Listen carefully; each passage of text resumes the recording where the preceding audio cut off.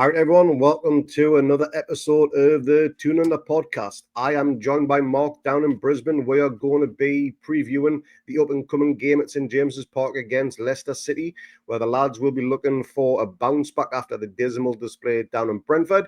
First of all, mate, how are you doing?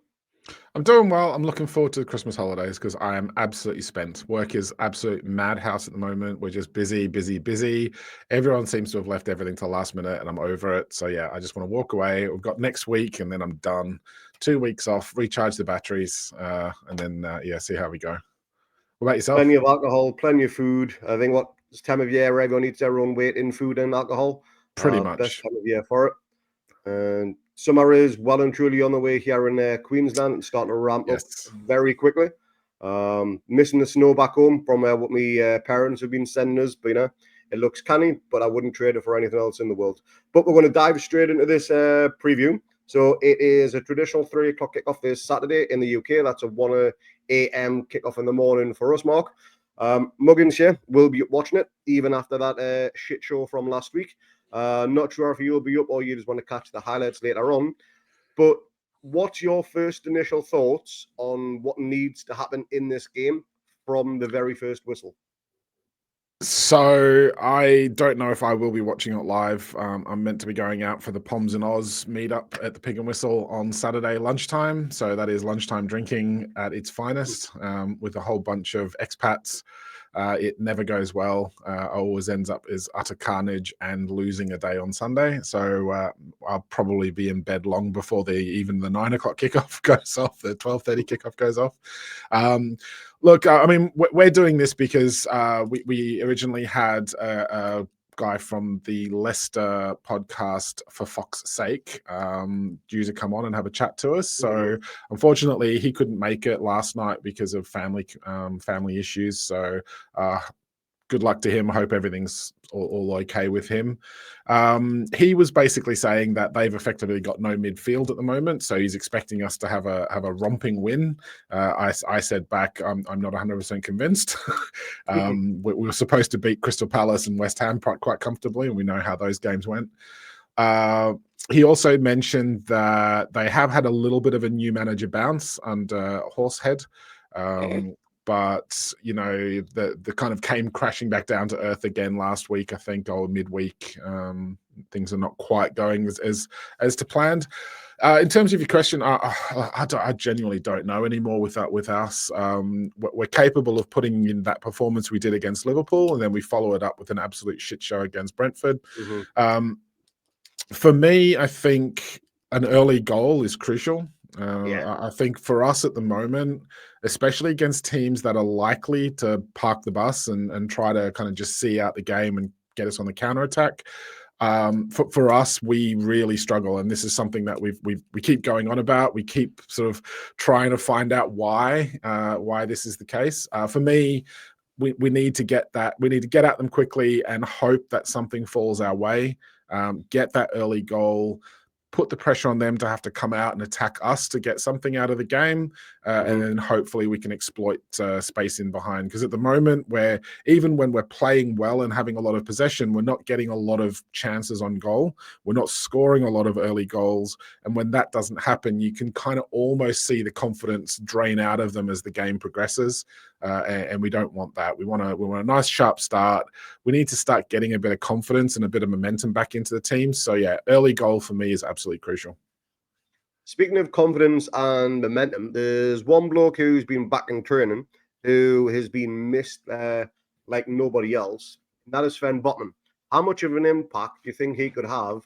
Not necessarily as a playing part in the squad, because he's probably still a good few weeks off before making a first team appearance again, but just having someone of his frame, his stature, his morale in and around the first team 11 again.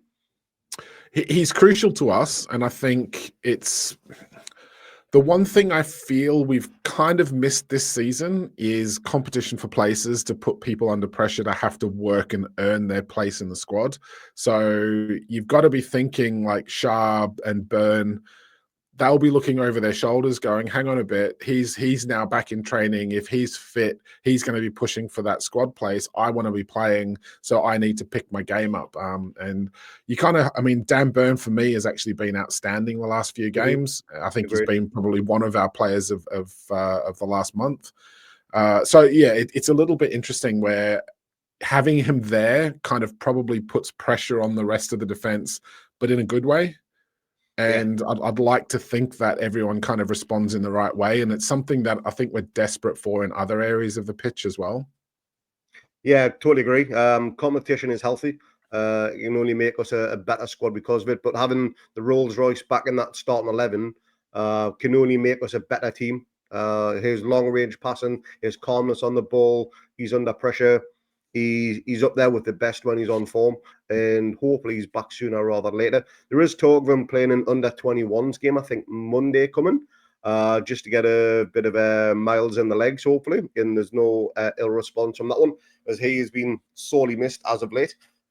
Sooner the better for him in that regard. Yeah. But hopefully it's. I hope we don't rush him back. Yeah. We desperately need him, but I think let him progress normally. You've got to be thinking like Bonce is going to be sort of monitoring everything there and making sure everything's all above board.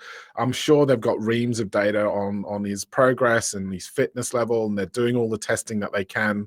But the last thing we need is for him to break down again. And I think someone was putting up a stat the other day about, you know, when you've had an ACL on one leg, it's always quite, because you overcompensate, it's quite easy to do it on the other leg instead the next time you come back. So, you know, fingers crossed he's had the right medical treatment, he's had the right preparation, and he's not getting rushed back, and he is actually at full fitness and can kind of come back and not be pressured too much as he's playing, maybe a couple of appearances off the bench and then back in the squad. Now, one name that definitely won't be on in the matchday squad for this Saturday is Callum Wilson. I mean, we all knew it was going to happen, didn't we? It was literally just a matter of time. Now, nobody's going to be any more frustrated about this situation again than Callum himself. He has to be banging his head against a brick wall thinking, how and why does this keep happening? What's your current trail of thought on his situation in terms of being a Newcastle player for the remainder of the season? And does he still have a part to play? Or have you just literally written him off now because his injury record is so poor that we have to start planning for games without him rather than with him? I'll be honest, I think that on his day, he's up there with some of the best strikers in the Premier League. Unfortunately, he's just not had enough of those days because of his injuries. And the thing is, it's like, he's had a load of hamstring injuries, but you know, he tore his tit muscle last year. He's had a bad back. He's had loads of other injuries, and you're thinking like, your body's just not up for like professional sports anymore.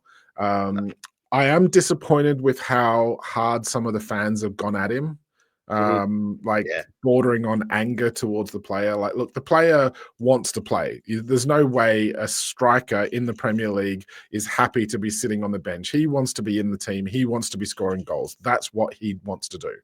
So, yes, disappointed, absolutely. Frustrated, 100%. I'm not angry at him. I'm angry at the club for not seeing that his fitness was an issue and thinking that it was all right to go into the new season with Alexander Isak and Callum Wilson as our only two senior strikers. I think that people can, I mean, we've talked about this on the group chat, and Jack summed it up for me. It was all right looking back in the season that we finished fourth, and he'd had a blinder and Miggy had a blinder, and you know, their stock was pretty high. In an ideal world, we would have sold right then. But their stock was high. We were never going to get more value for them than right then and there. And if we think about it now, it would have been a good time to move them on. Yeah. We didn't. Was that Eddie Howe? Was it that he wasn't assured that he was going to get any more? Was there no buyers for them? We don't know. I don't really care. At this moment in time, it's just we're stuck with Alexander Isak as the only senior striker. To me, Callum Wilson is harsh, but he probably needs to go at the end of the season. I don't see him playing much for the rest of this season. If he can't get fit for the first half of the season, he's now out for 2 months again. I just don't see him playing much for. It's certainly not enough football to justify keeping him around. Eddie Howe in his press conference that he's just been doing, I did catch a little bit of that, and he's explaining, look, Callum Wilson is gutted. He's worked his ass off to try and get back to fitness. He's sacrificed a lot with his family and all of that sort of stuff, and to do more time in terms of rehab. Apparently he's been paying for specialists out of his own pocket to try and get himself fit. So to kind of put all that effort in and get to where, now he's broken down again and he's not seen any benefit from all that effort, you kind of got a feel for the player. As far as I'm concerned, he's going to be desperate to play. He's not able to. He's put all this effort in. So it's going to be a monumental mental struggle for him to kind of reset the clock sort of thing, reset the expectations, and almost start again on his rehab journey.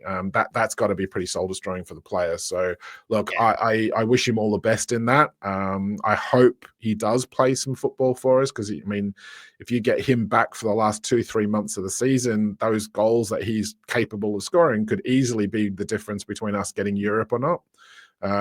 So yeah, I'd love to see him back, but I just can't see him playing enough football to warrant keeping around next season, unfortunately. Yeah, completely echo those sentiments there. I just don't think he's got it left in him to play at the highest level of football. Maybe he needs to go overseas somewhere where the pace and intensity isn't quite what it is here.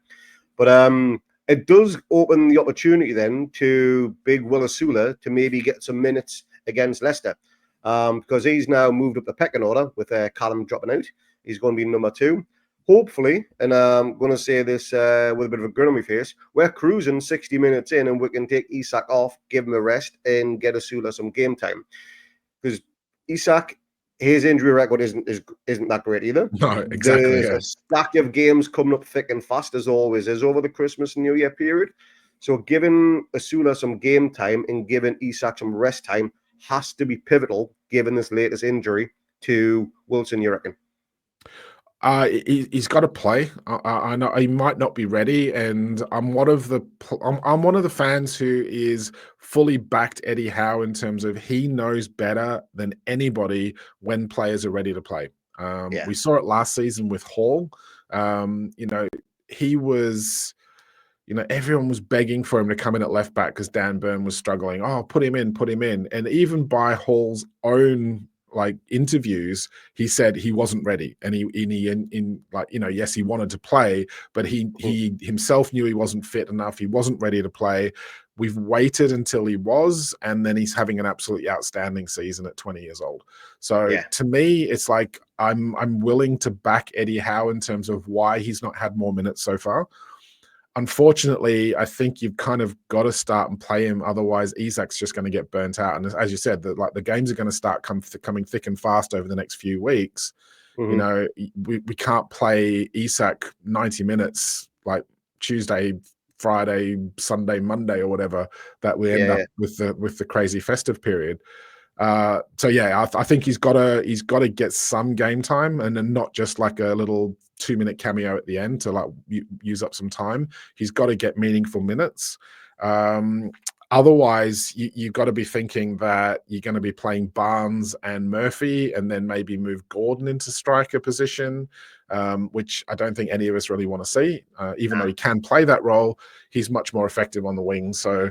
Yeah, it's a tight one. I think we've got to start and have some faith in some of these younger players. I think a little bit sooner, and I think something that we've kind of almost agreed on in the group chat is maybe Eddie Howe is a little bit too at risk averse, I think was the term used. And I think that sums it up quite nicely. It's like, he's waiting until the perfect moment, but sometimes the perfect moment doesn't exist, and you've just got to get the players in to play. And the same went last season. Lewis Miley only probably got game time because of all the injuries we had, but came in and absolutely nailed it because he was playing with players around him that had confidence. And, you've got to build that into those players. And I think Osula needs to kind of get some game time without necessarily always coming in with a whole heap of other changes that then disrupts the momentum of the main side. Yeah. Now, again, I agree with that at all. That just makes perfect sense. Getting on to the midfield for the Leicester game, are you going with Bruno, Joe Linton, and Tonali? Is that who you'd be in your starting 11, or would you change it up? I think Bruno and Tonali have got to start together after the Liverpool game. It's probably the best game that both of them have played this season. Joe Linton's a weird one for me because I think he actually probably plays better on the left wing for us at the moment. Okay. If Willock's in midfield, Willock is potentially back fit for this game, but you can't imagine he's going to start the game. So yeah, for me, stick Joe Linton in the midfield. You've got to think that if the Leicester guide is right and their midfield's a little bit on the weak side, you have to be fancying like Bruno, Tonali, and Joe Linton to be bossing that midfield. So we're going to have plenty of possession, I would think, and you kind of want that Tonali holding role to kind of mop things up while that releases Bruno up the field to hopefully sort of unpick that defense that will be no doubt sitting quite deep for us. Yeah, that bus I think will be well and truly parked. Hopefully, we can kick the wheels off it and burn it out effectively. But the other key thing is, and touch on this before we started recording, and it's a never-ending story of that right wing position. Against Brentford, we effectively had three right wingers. So we started with Murphy, Barnes then went that side, and also Miggy came on to replace Barnes later on. Now, it wouldn't have been surprised me if at some point even Gordon went over to the right-hand side at some point during Brentford just to try and change things up. But you already how you're picking the team sheet, who you're having as right wing to start the game against Leicester. I'm playing Murphy. Right, okay. Reasons? He's got Murphy's one of these players where I don't feel he gets anywhere near the credit that he should get because of, he's never going to be that outstanding world-class talent. He's always going to be a little bit up and down. It's the consistency that kind of makes the top players. But on his day, he's actually done some very good performances for us over the last year or so. He basically set up to the two goals against Brentford. He's got a decent assist in him. He's going to score some goals occasionally. He missed a couple of chances, hit the post against Brentford. I don't. He seems to be in a little bit of form at the moment. Miggy, I feel, is just. I think his head's gone. I think he knows that the club want to get rid of him, and I think Miggy is the sort of player that needs an arm around him, needs to feel loved. And right now, I don't think he does. I'd be reluctant to start him. But, and again, it's like, are you going to put Barnes on the right and then you kind of nullify his ability to cut inside and take a shot that nobody seems to be able to stop, even though it's the most blatant thing in the world that is going to happen and nobody seems to be able to counter it. So yeah, look, I mean, to me, it's got to be a choice between Barnes and Gordon for the left. I think neither of them are as effective on the right. So for me, yeah, get Murphy on there, let him run at them. Hopefully he's fully fit and ready to go.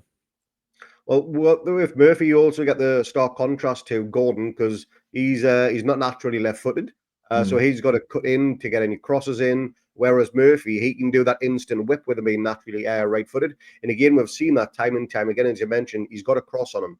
Yeah, Isak, he isn't the most prolific header of the ball, but if that ball is as accurate as it can be from Murphy, then hopefully he can put some of those chances away. Joe Linton's pretty handy with his head, that sort of thing. And even Bruno's chipped in with a few headers too. So if that's the way they want to do it, have an inverted winger, then a natural winger on either side, then that hopefully will need to cause a little bit of confusion. One other big thing, and I haven't seen Eddie's presser, so this may or may not have been resolved. Maybe you can tell me, is Nick Pope is a potential doubt for this game? The last I saw that he was looking like he was going to be injured for this game. He wasn't 100% fit. Right, Some people suggesting he hasn't been fit for a while. But my concern is against a team that's probably going to be on the counter-attack for pretty much most of the game. The last thing we need is to go in with Dubravka, who's literally going to stay on his line and give them huge space to kind of plow into. Yeah, to me, I don't know what you think, but I'd be very tempted to give like Vlachodimos a go.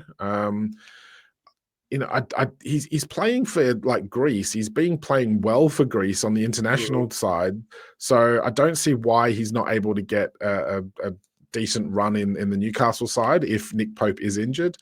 Maybe there's some extra fee clauses or something weird like that. But yeah, we know that signing was all about like a financial fair play PSR diddle. But Yeah. it is what it is. We've got a player on the books who's playing international football. Surely he's got to be in contention. You'd like to think so. And as you mentioned, Dubravka likes to camp out on his own goal line and just pretend that the box is about 3 foot wide. The big thing with that is, as you mentioned, Leicester playing on the counter attack. Jamie Vardy, albeit he is coming to the end of his career, he is knocking on a bit. His pace is still there, and he loves to play on the shoulder of the defender. Dan Burn isn't the quickest.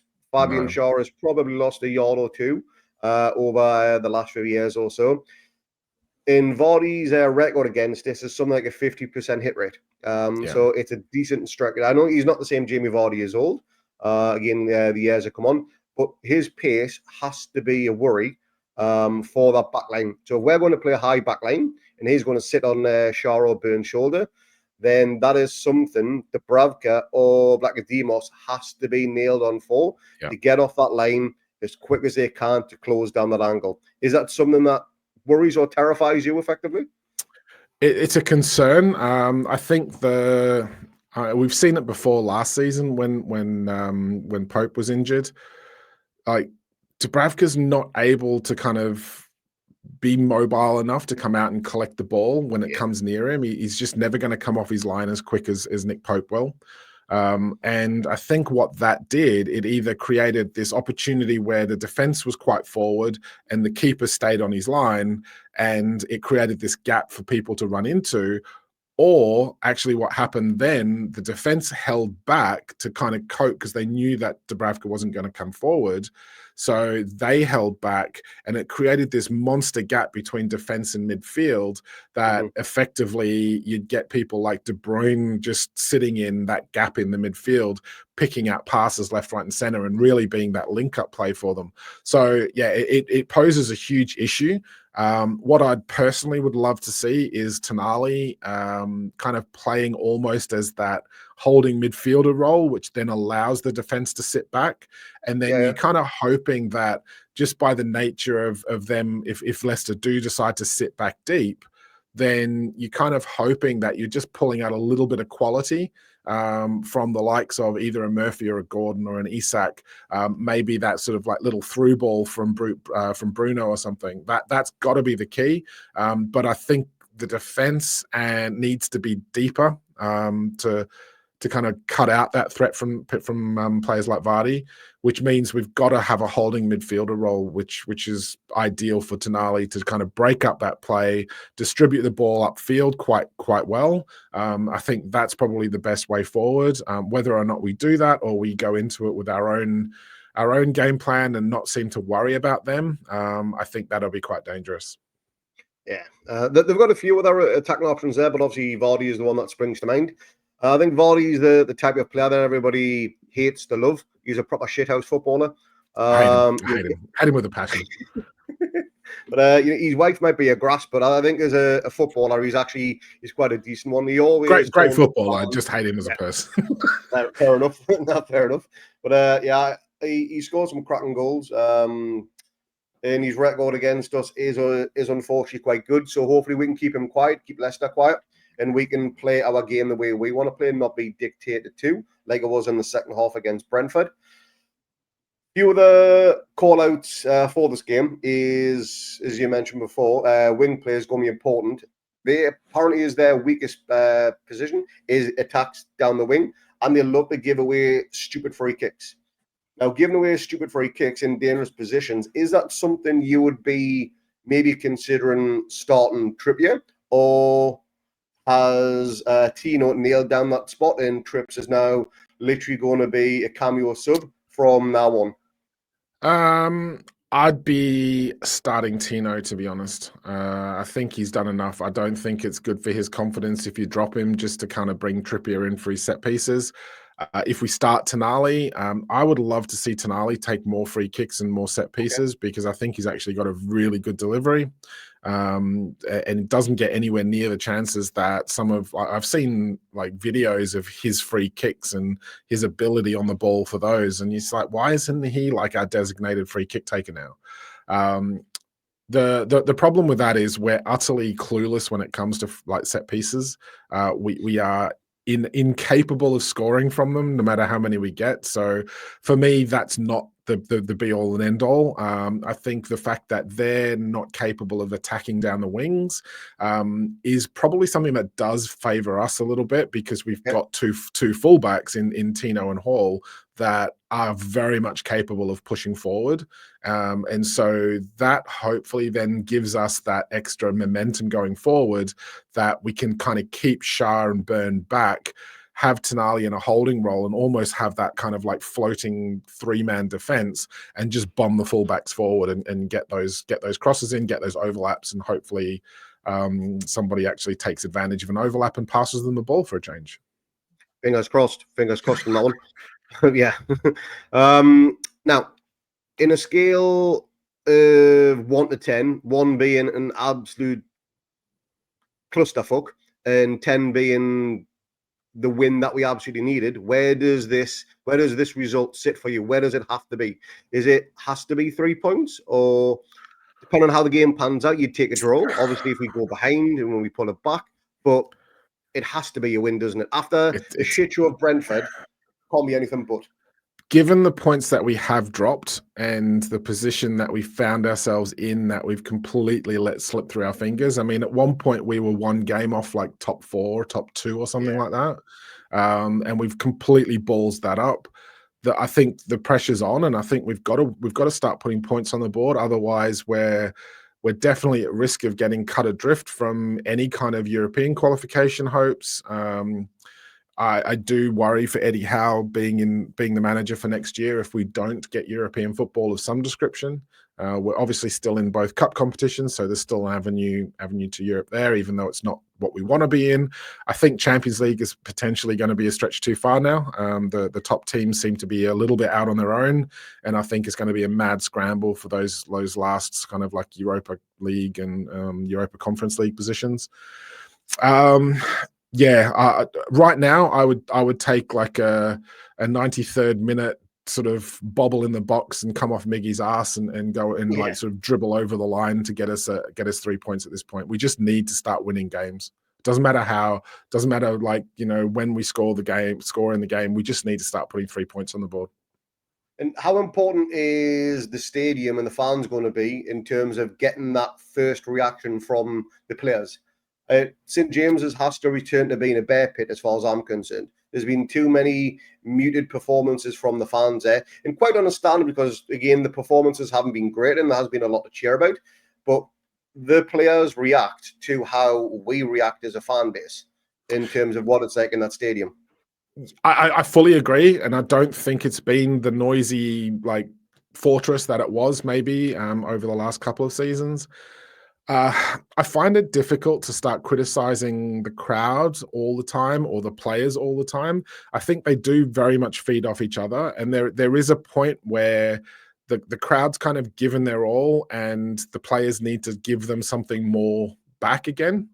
And likewise, you know, the players can do everything, but if the crowd's not going to get off their asses and really get behind the team, then they're not going to benefit from that. So I think it is like that mutual relationship where I think both of them need to be up for it, and they need to kind of feed off each other. And they did against Liverpool, to be fair. I think the players were up for it. The crowd reacted to that. I think given, and we've been on about this all season, but the summer was an absolute shit show for so many reasons. And it's kind of knocked the wind out of our sails as a fan base, as a club, the players' confidence. we kind of find ourselves now in this, like, all of that goodwill and the momentum because of the England Eddie Howe thing, because of Amanda and Murdad leaving, because of, you know, not selling Anderson and Minte, because of we've like not signed anyone of any note. We've, you know, all of these things just added up, and it was like we all felt like really dejected at the end of the transfer window because of the business that we did do, the business that we didn't do, and just the general off-field shit show that was like Mitchell joining and the media frenzy over, like, oh, is he having a kerfuffle with Eddie Howe, and Eddie Howe doesn't like him, and is this gonna, and it's like it's all just like been this negative cloud over the club. And I think we probably need to have that injection of positivity back, that a couple of runs of games that we play well in, that we win, that can kind of generate that atmosphere back, that positivity in the fan base.